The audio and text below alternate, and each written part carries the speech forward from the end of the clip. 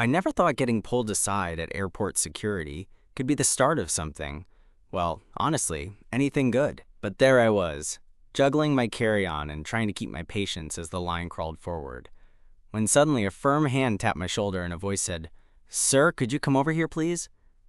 Before I could even register what was happening, I found myself stepping out of line and into a little side room that smelled like a mix of sanitizer and stale coffee. I wasn't doing anything wrong, or at least I thought so, but apparently, something about my bag or maybe my face had caught someone's eye. That's when I noticed him.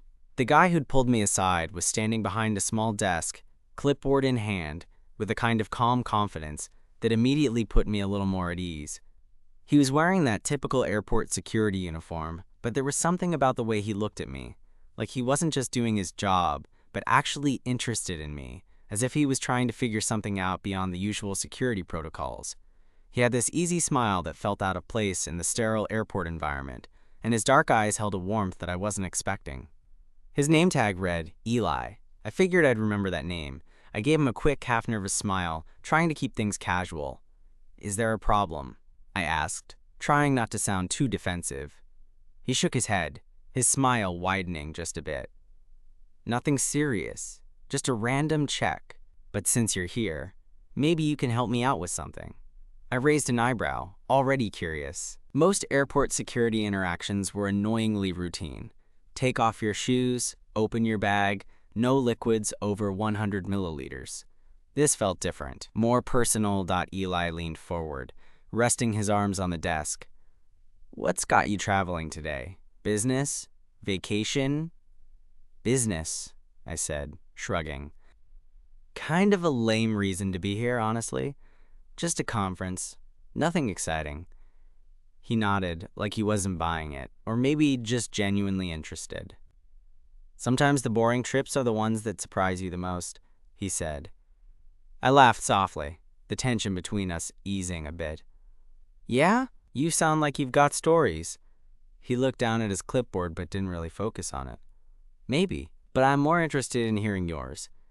I wasn't sure why, but I found myself telling him a little about the conference, how I hated traveling but had no choice this time. And then, for the first time that day, the chaos of the airport faded into the background. It was just me and Eli, two strangers caught in a moment that felt oddly significant. Just as I started to wonder if this was going to be one of those painfully awkward airport encounters you want to forget, he surprised me again. "You know," Eli said, looking me in the eye, "sometimes the best connections happen in the most unexpected places." I caught myself staring a little too long, feeling a flush creep up my neck. Was it just the exhaustion, or was there something electric in that glance? Before I could figure it out, he gave me a quick nod. "All good here. You're free to go." I grabbed my bag, but instead of just walking away, I found myself saying, "Hey, maybe I'll see you around?" He smiled, this time a little softer. "I'll be here." And just like that, the line started moving again, but I was left standing there, wondering if getting pulled aside at security was less about rules and more about something neither of us expected. I walked back into the main security queue, my heart doing this weird little flip-flop that I was trying hard to ignore. Airports aren't exactly known for romance, right? Usually it's just stressed people, tired travelers, and the occasional shouting over a missed flight. But Eli, he was different. Somehow, those few minutes sidetracked from the usual routine had shaken up my usual travel dread. The rest of the line passed in a blur, and as I made my way to the gate, I kept replaying that brief conversation in my head. Him leaning forward, the way his eyes held mine like he wasn't just going through the motions. I'm not usually someone who notices guys like that, especially in places like airports where you're constantly on edge. But something about him stuck with me. I found my seat near the window and pulled out my phone, half expecting to see a notification or a missed call. Nothing. I debated whether to try and find him somewhere, maybe the security checkpoint again, but figured that was a terrible idea. What if it was just a friendly moment for him and I was overthinking everything? Still, the memory wouldn't let me go. So, I did what any self-respecting adult does when caught in a minor crush spiral. I checked the airport staff directory online. I'm not proud of it, but hey, desperation and boredom will do weird things. Turns out, Eli worked for a local contracting company that staffed security at the airport. No personal info beyond that, obviously, but I found myself scrolling through a few company photos, trying to spot him again. God, I sound like a creep. The flight announcement snapped me out of it. Boarding was starting soon. I shoved my phone back into my pocket and tried to focus on something else. Work, for example. But I couldn't shake the feeling that maybe this trip wasn't going to please me as much as I thought. Fast forward a few hours, and I was sitting in my hotel room, unpacking my bag while the city skyline glowed outside the window. The conference was tomorrow, and mostly, I was dreading it. I'd been to plenty before, and they all blended into this gray mess of small talk and bad coffee. But then my phone buzzed. A new message popped up from an unknown number. It said simply, "Hey, it's Eli. Hope your trip is going okay." I stared at the screen, heart racing. I wasn't sure if I should be excited or freaked out. Was it weird that a guy the first met at security had my number? Or was that normal in some circles? I typed back, trying to keep my cool. "Hey, it's going all right. Conference is tomorrow. How about you?" He replied quickly. "Same old. But I'm glad you're safe and sound." Airports can be a mess. We ended up texting late into the night, swapping stories about travel horror and favorite cities. He told me about how long he'd worked security, and how he'd never expected to strike up a conversation with someone like me. I told him I was usually not great at small talk, but somehow felt easy chatting with him. There was a comfort to it, a genuine connection that felt rare in this kind of situation. The next day, the conference was painfully dull, but I kept sneaking glances at my phone. Eli sent me a photo of the airport from his side, the same busy terminal, but seen from the security checkpoint. "Wish you were here," the message said. I laughed, texting back, "You're making me rethink the whole airport experience." After the conference wrapped up, I had a few hours before my flight back and decided to wander the city a bit. I grabbed a coffee from a small cafe nearby and sat outside, scrolling through my messages with Eli. We'd talked about meeting up sometime, maybe grabbing a drink if my schedule allowed. Then, out of nowhere, my phone buzzed again. "If you want, I could swing by the airport and meet you before you leave." I hesitated. Was this too forward? Or was it exactly the kind of impulsive move I needed to make? I typed back, "I'd like that." I hadn't realized how lonely travel could feel until that moment. Not just the physical loneliness of being away from home, but the longing to connect with someone who sees you, really sees you, even in a place as impersonal as an airport. An hour later, I was back at the airport, waiting by the cafe outside security. Eli showed up wearing the same crisp uniform, but this time with that easy, genuine smile that made my chest tighten in a way I wasn't ready to analyze. "Hey," he greeted me, holding out his hand. I took it, feeling an electric jolt at the touch. "Hey." We ordered drinks and found a quiet corner to sit and talk. The noise of the airport faded into the background as we shared bits of our lives. Him about why he'd chosen security, me about my work, and the things I'd always wanted to do but never had the guts to try. Before I knew it, time had slipped away. The overhead announcement started calling for my flight, but I didn't want the moment to end. "Can I see you again?" I asked, feeling a little foolish, but hoping he felt the same. Eli nodded, his smile softer now. "I was hoping you'd say that." As I boarded my plane, heart pounding, I realized that sometimes the best things come when you least expect them. And maybe, just maybe, getting pulled aside at airport security was exactly what I needed all along. The flight home was a blur of thoughts about Eli. I kept replaying that night in the cafe, the way his eyes lit up when he talked about his dreams, the quiet moments when it felt like we were the only two people in a crowded airport. Normally, I'd be exhausted after a trip like this, ready to collapse into my bed and forget the whole thing. But this time, I felt something different. Hope, maybe? Or just the thrill of possibility. When I landed, my phone buzzed almost immediately. "Got home safe. Can't wait to see you again." Eli's message read. I grinned like an idiot, sliding into a quick reply before the taxi even pulled away from the terminal. "Me too. When can I steal you away for a proper date?" His response was fast. "How about Friday night? I know a great little bar that's quiet enough to actually talk. I checked my calendar and realized I had nothing planned. It's a date. That Friday felt like it took forever to arrive, but when it did, I found myself nervously trying to figure out what to wear. I hate dates. Not because I don't like people or meeting new guys, but because I always feel like I'm either overselling myself or just totally awkward. But with Eli, it felt like less pressure. Like maybe I could just be myself. The bar he picked was this tiny, tucked-away place with warm lighting and old records playing softly in the background. Perfectly unpretentious. Eli was already there when I walked in, leaning casually against the bar with that same smile I'd come to adore. "Hey," he said, his voice low and genuine. "Hey," I replied, suddenly aware of how loud my own heartbeat sounded.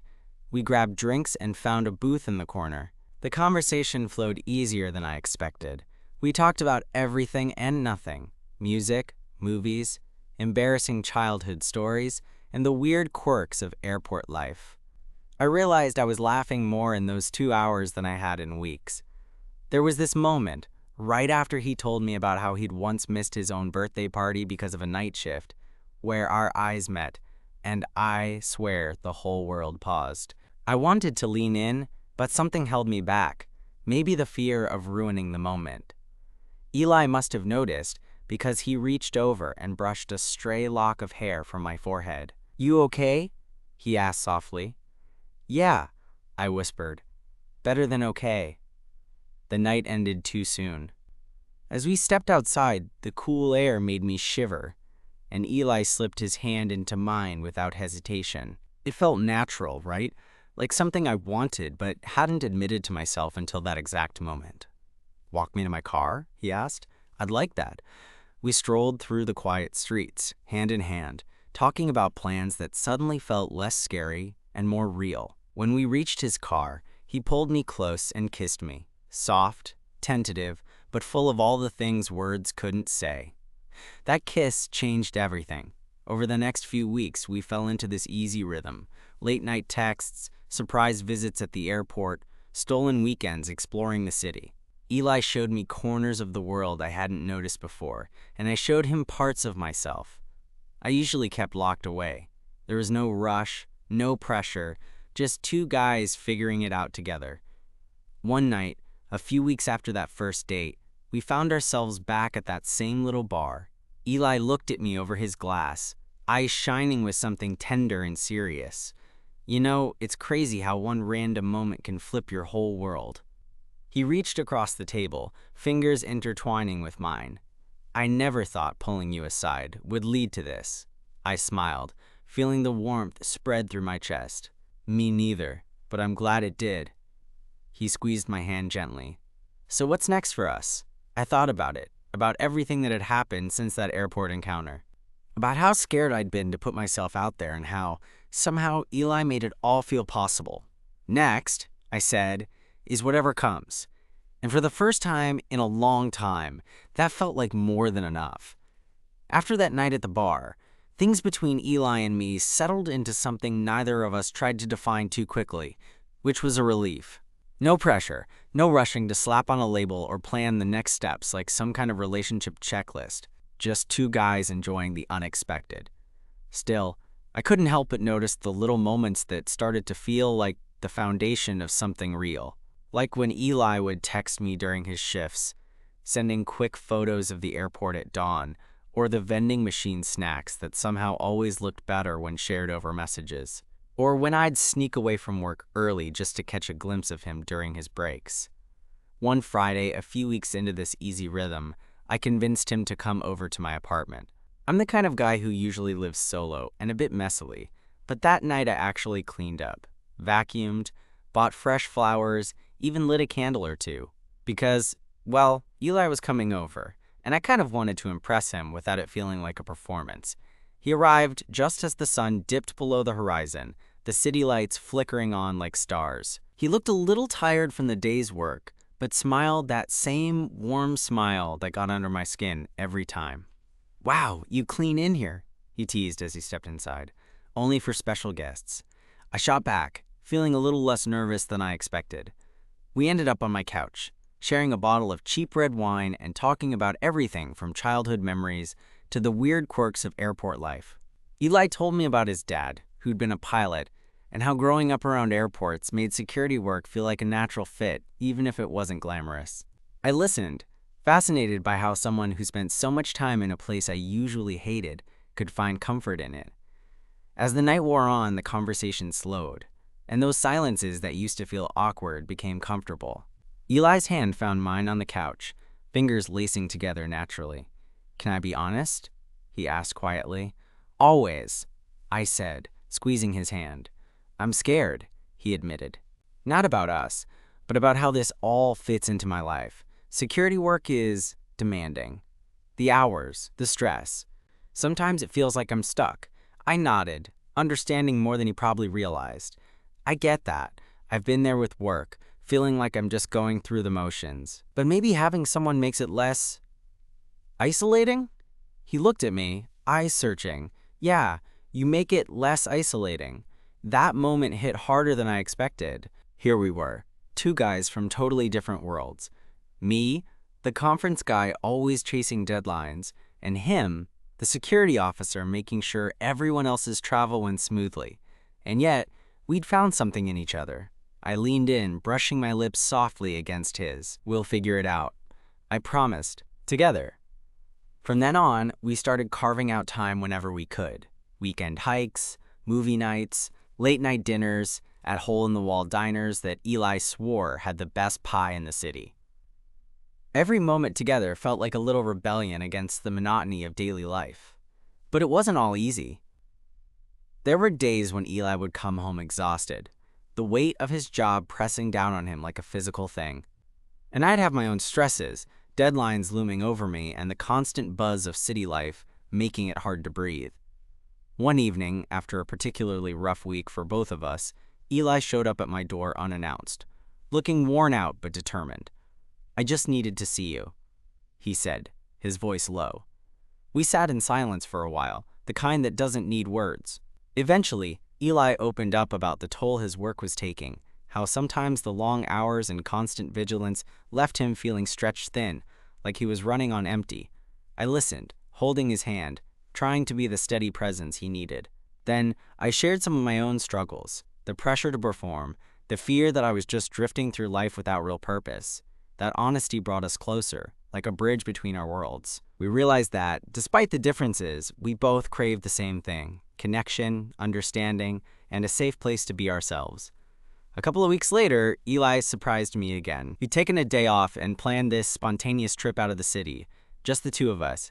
No phones, no schedules. We drove out to a quiet lake, the water shimmering under the afternoon sun. We spent hours talking, swimming, and just being. It was a perfect escape from the chaos, a reminder that life wasn't just about work or survival. It was about moments like these. That trip became a turning point for us. We started talking seriously about what we wanted, not just as individuals, but as a couple. It wasn't all sunshine and rainbows. There were fears, doubts, and questions about the future. But for the first time, those uncertainties felt less daunting because we faced them together. One night, as we lay side by side, Eli turned to me and said, "I know this started with a random airport moment, but I'm glad we didn't just walk away from it." "Me too," I whispered. "Sometimes the best things come out of the most unexpected detours." And in that quiet room, with the city humming beyond the windows, I realized that what we had was something I wanted to hold on to. A connection forged in the middle of chaos, grounded in honesty and full of promise for whatever came next. A few months had passed since that trip to the lake, and honestly, things felt like they were settling into a kind of beautiful normal. Not the kind of boring normal that makes you want to check your phone every 5 minutes out of sheer boredom, but the kind that makes you look forward to the little rituals: morning texts, spontaneous coffee runs, lazy Sundays binge-watching terrible TV shows with someone who makes you laugh even when the jokes are awful. But life, as it tends to, threw us a curveball. It was a Tuesday, and I was sitting at my desk staring at a spreadsheet that might as well have been written in hieroglyphics when my phone buzzed. I glanced down and saw a text from Eli. "Can we talk? It's important." My stomach dropped a little. "Sure. What's up?" He didn't reply right away, so I called him. The line clicked, and his voice came through, low and serious. "I'm off work in 10. Can I come over?" That wasn't like him. Usually he'd be more casual, more laid back. The urgency in his voice caught me off guard. "Yeah, I'll be here," I said, trying to keep my own voice steady. When he arrived, Eli looked exhausted, like the kind of tired where you can't just sleep it off. We sat on my couch, and after a long pause, he finally spoke. "I got some news today," he said, rubbing the back of his neck. "They want to move me to the overnight shift permanently." I blinked, surprised. Overnight? I knew his job could be demanding, but I hadn't realized scheduling changes happen like that. "Yeah, it means working from midnight to 8 a.m., probably 6 nights a week. It's a big adjustment, and honestly," he trailed off, biting his lip, "I'm scared it's going to change everything for us." I reached out and took his hand, squeezing it gently. "We'll figure it out. We've handled curveballs before, haven't we?" He smiled weakly. "Yeah, but this feels different. I'm worried I'll be too tired, and we won't have time. Or worse, that I'll start resenting the job, and maybe you." I hated that he was doubting us. "Hey, look at me." I cupped his face, making sure he met my eyes. "I'm not going anywhere, Eli. We'll find a way through this. Together." He nodded, but the worry lingered in his eyes. The next few weeks were challenging. The overnight shift turned Eli's world upside down. He was a zombie most days, and our schedules barely overlapped. I'd come home from work just as he was leaving, and vice versa. Our texts became shorter, less frequent, and the easy connection we'd built started feeling fragile. One night, I found myself standing outside the security checkpoint at the airport. Yes, that very same place where we met, watching him work. The bright lights overhead, the endless flow of travelers, and there he was, alert, professional, but tired behind the eyes. I walked over during his break, and he pulled me into a quick hug, exhaustion radiating from his body. "I miss us," he admitted quietly. "Me too," I said. "But maybe this shift change is just a chapter, not the whole story." He looked at me, hope flickering for a moment before reality pressed back in. "I don't want to lose what we have," he whispered. "Then we won't. I promised. We just have to be more intentional. Schedule time for us, no matter what." We started planning around his new hours, late-night dinners after his shift, weekend afternoons spent making up for lost time. It wasn't perfect, and the exhaustion was real, but the effort mattered. One Saturday, during a rare afternoon off together, we found ourselves back at the little cafe near the airport where we'd first really started talking. Sitting across from each other, coffee warming our hands, Eli reached across the table and took my hand like he always did. "I've been thinking," he said slowly, "about what I want. About us." I leaned in, heart pounding. "I don't want to just survive the shift change. I want to thrive with you." Those words settled over me like a warm blanket. "Me too," I said, "so let's make it work. Whatever it takes." He smiled, that genuine, easy smile that first caught my attention months ago. Just then, the cafe door opened, and a gust of cold air swept in. But inside, with Eli's hand in mine, it felt like the warmest place in the world. We weren't perfect, and the road ahead was uncertain. But for the first time in a long time, I believed we could handle whatever came next. Because sometimes, love isn't about fairy tale moments or grand gestures. It's about showing up, day after day, even when it's hard. And that's exactly what we planned to do. The weeks that followed were a balancing act, like walking a tightrope while juggling flaming torches. Eli's overnight shift kept him exhausted, but we carved out pockets of time. Sometimes a quick breakfast before he headed to bed. Sometimes a late-night movie marathon when he managed to sneak in a few hours of rest. It wasn't easy, but somehow those moments felt more precious because they were fought for. One morning around 6 a.m., I was brewing coffee when my phone buzzed. A message from Eli. "Can't sleep. Mind if I stop by?" I smiled, already imagining him crashing on my couch, the weight of the night heavy on his shoulders. "Come on over," I typed back. When he showed up an hour later, eyes glassy but smiling, I opened the door and pulled him inside. He looked like he'd been hit by a truck, but somehow still carried that quiet strength. that made me fall for him all over again. We didn't talk much at first. He curled up on the couch, and I sat beside him, letting the silence say what words couldn't. After a while, he turned to me, voice rough. "I hate that this job wears me down. I feel like I'm losing myself." I reached out, brushing a stray hair from his forehead. "You're not. You're still you, and I'm here." He sighed, resting his head on my shoulder. "It's just hard. I want to be better. For me. For us. We're figuring this out together," I reminded him. No one expects perfection. That night, we fell asleep, tangled on the couch, the city's early morning hum outside. But the real turning point came a few days later. Eli surprised me with a small envelope slipped under my door. Inside was a note, handwritten in his neat cursive. "I don't want to just survive. I want to create something real, with you. Let's plan a future, no matter how messy it gets." I folded the note carefully, heart pounding.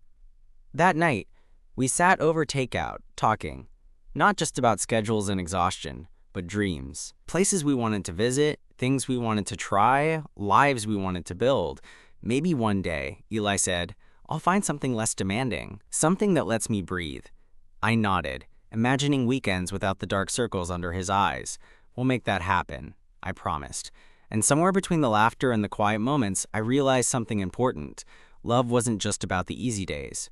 It was about showing up when things were tough, about being a safe harbor when the world felt overwhelming. One chilly evening, as we walked home from a late dinner, Eli slipped his hand into mine, fingers intertwining naturally. "Remember when I pulled you aside at security?" he asked with a grin. I laughed. "How could I forget? You definitely made that moment unforgettable." He stopped, turning to face me under the street lamp's glow. "I'm glad I did, because that day I didn't just pull you aside. I found someone I want to hold on to." I smiled, feeling that familiar warmth spread through me. "Me too." The city buzzed around us, full of noise and chaos. But in that moment, it was just us, two imperfect people trying to make sense of everything. And honestly, that was enough. There was something almost poetic about how it all started. Me getting pulled aside at airport security, a moment that could have been annoying or awkward, but turned into the most unexpected beginning. Months later, standing on the same sidewalk where Eli had first pulled me close under the street lamp, I realized how much we'd journeyed together, despite the fatigue, the shifting schedules, and the uncertainty. We never had the kind of perfect romance you read about in books or see in movies. No grand gestures or sweeping declarations. Instead, it was the simple things. The quiet mornings where we shared coffee before Eli's overnight shift, the late-night texts that kept us connected when exhaustion kept us apart, the way we learned to lean on each other when life got heavy. One Sunday afternoon, Eli invited me over to his apartment.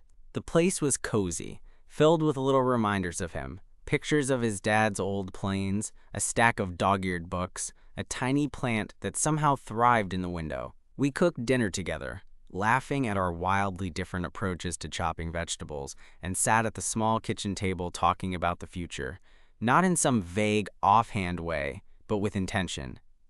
"I'm looking for a change," Eli said, glancing up from his plate. "Something that lets me have more time. For us." I reached across the table, fingers brushing his. "Whatever it is, I'll support you. We're in this together." He smiled, that genuine, hopeful smile that had first made me pause at the airport months ago. It felt like a promise, not just from him but from us. That night, as we walked back through the quiet streets, hand in hand, I thought about how love isn't always fireworks or easy answers. Sometimes it's patience and resilience. It's showing up when it's hard, choosing someone day after day, even when life doesn't give you the perfect timing. I looked at Eli and felt that warmth settle deep in my chest. This messiness, this imperfect, beautiful thing was exactly what I wanted. And maybe that's the real magic. Finding someone who sees you, not just at your best, but in the middle of airport lines, overnight shifts, and all the little in-between moments, and deciding together that it's worth holding on to. Because sometimes love starts when you least expect it. And if you're lucky, it's the kind of love that stays